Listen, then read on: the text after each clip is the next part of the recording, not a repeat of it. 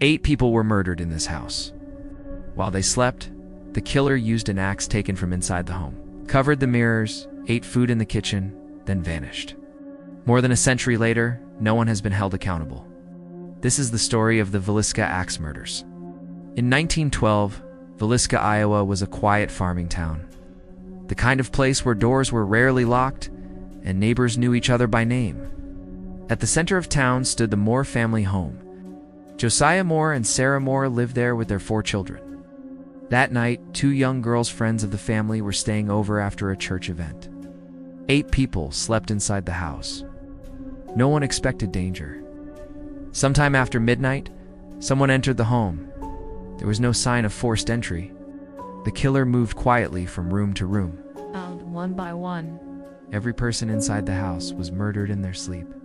The weapon was an axe likely taken from the Moore family's own shed. No one fought back. No one escaped. By the time the killer was finished, the house was silent. What makes this case especially disturbing isn't just the murders. It's what the killer did after. Curtains were drawn. Mirrors were covered with cloth. A slab of bacon was taken from the kitchen and partially eaten. The axe was wiped clean and left behind. This wasn't a rushed escape. It was controlled, methodical, almost ritualistic. The next morning, neighbors noticed something was wrong. The Moore children didn't come outside to play. The house was unusually quiet. Eventually, someone entered the home. What they found shocked the town and the nation. News of the murder spread quickly. Villisca was no longer just a small Iowa town. It was the site of one of the most horrifying crimes in American history. From the beginning, the investigation was deeply flawed. The crime scene was contaminated. Neighbors walked through the house. Souvenirs were taken. Evidence was mishandled or destroyed. Despite dozens of suspects being questioned, no solid case was built.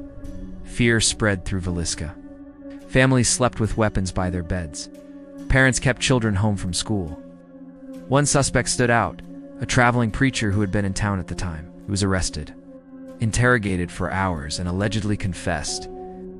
But there was no physical evidence linking him to the crime. At trial, the confession was ruled unreliable. He was acquitted and released.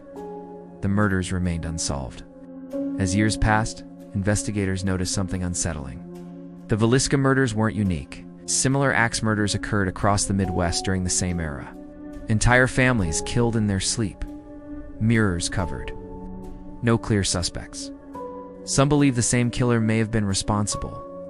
But without modern forensic tools, certainty was impossible.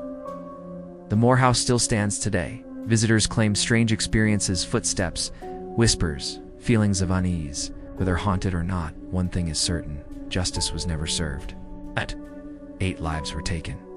A killer walked away, and a town was forever changed. Some crimes fade into history, others refuse to stay buried. Josiah Moore, Sarah Moore, there for children, and 2 young guests. They deserve to be remembered. Thank you for watching Legends and Crimes. If you believe these stories deserve to be told with care and respect, consider subscribing. And until next time, stay curious and stay safe.